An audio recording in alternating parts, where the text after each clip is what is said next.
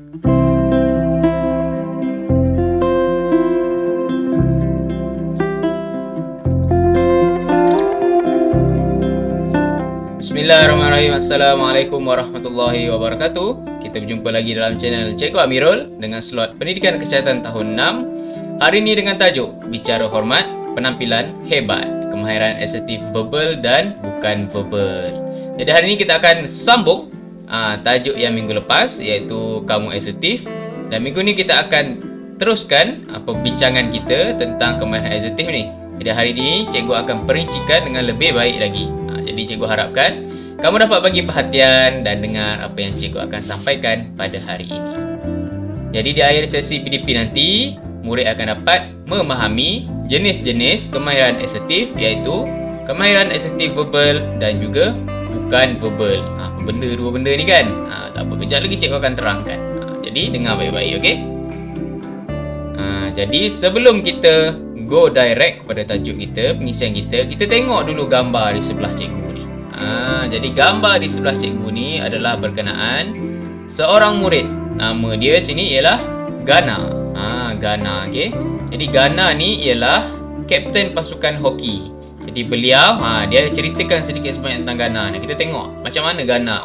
Gana ni orang ni macam mana. Jadi Gana ni ialah orang yang positif dan tepat ketika memberikan arahan.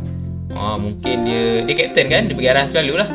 Yang kedua, dia bijak menghargai sumbangan setiap ahli pasukan. Yang ketiga, tegas menyatakan pendiriannya. Dan yang keempat, menghormati dan dihormati semua pemain. Jadi Gana ni nampaknya seperti seorang kapten yang hebat lah. Sebab tengok ciri-ciri dia ni, ciri-ciri seorang yang hebat lah, seorang yang positif, pandai bagi arahan, pandai menghargai sumbangan, tegas. Jadi gaya kepimpinan asertif Gana ialah faktor utama pasukan hoki sekolah menjadi juara peringkat daerah.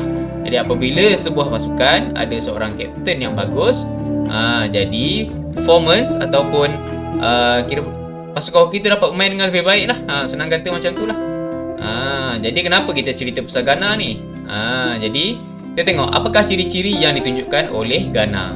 Jadi apa yang ditunjukkan oleh Gana ni sebenarnya ialah kemahiran asertif verbal.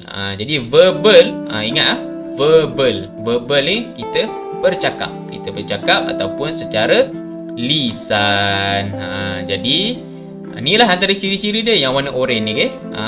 Kita tengok yang pertama, ketepatan bahasa lisan. Jadi ciri kemahiran asertif verbal yang pertama yang secara bercakap ialah ketepatan bahasa lisan. Jadi kalau kita tengok contoh Gana tadi, Gana sentiasa positif dan memberi arahan dengan tepat.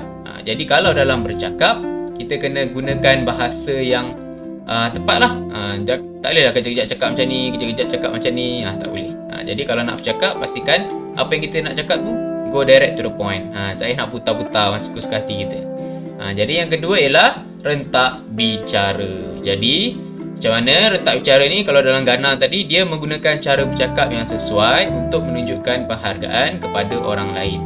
Jadi contohnya dalam permainan, kalau ada ahli pasukan buat salah, lainlah nada dia, cara bercakap pun lain. Tapi tak bolehlah nak marah-marah kan. Jadi kalau nak menghargai orang pun, cara bercakap pun lain. Jadi itu ialah rentak bicara. Jadi itulah kemahiran asertif kedua yang digunakan oleh Gana. Dan yang ketiga ialah nada suara. Jadi menggunakan nada suara yang tegas dalam menyatakan pendirian.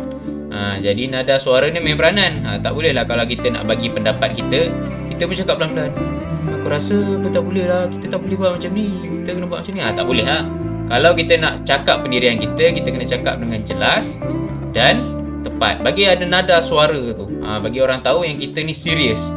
Tak adalah orang ingat kita main-main kan. Jadi kita kena menggunakan nada suara yang betul dalam penyampaian bahasa kita. Jadi itulah berkenaan Gana yang mengamalkan kemahiran asertif verbal. Jadi seterusnya kita tengok lagi seorang lagi murid. Yang ni seterusnya nama dia ialah Dennis.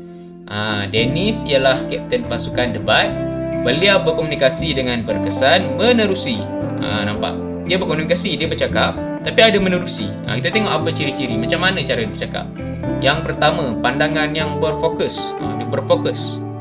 Posture yang betul. ekspresi muka yang tegas, penampilan diri yang meyakinkan. Jadi sebagai seorang kapten pasukan debat ni tahu apa debat? Debat ni kira cakap, kira saling membentangkan idea, saling bercakap, saling berbalas idea lah, senang kata. Jadi dalam kita nak bercakap tu, inilah kita tengok Dennis, antara ciri-ciri yang ditunjukkan oleh Dennis ni. Jadi gaya komunikasi asertif Dennis ialah faktor utama pasukan debat sekolah menjadi juara peringkat negeri. Tadi Ghana peringkat daerah ya. Dennis lagi hebat, sampai peringkat negeri. Sampai tahap tu.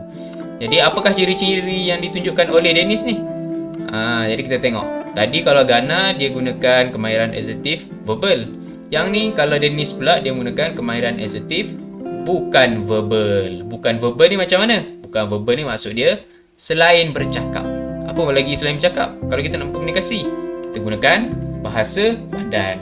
Jadi antara bahasa badan yang dia gunakan ialah yang pertama, hubungan mata. Jadi pandangan mata yang berfokus sewaktu berdebat. Kalau kita nak bercakap dengan orang, macam cikgu bercakap dengan kamu sekarang ni, kita kena tengok look into the eye. Baru orang rasa, oh dia ni bercakap dengan aku ni, aku kena ambil serius. Jadi yang pertama, hubungan mata. Yang kedua ialah posture.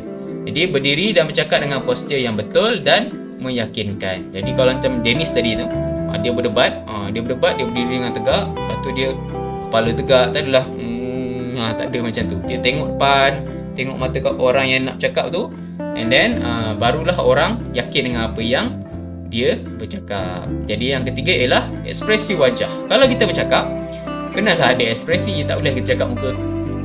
Saya rasa saya nak mendapat, tak ada. Tak boleh.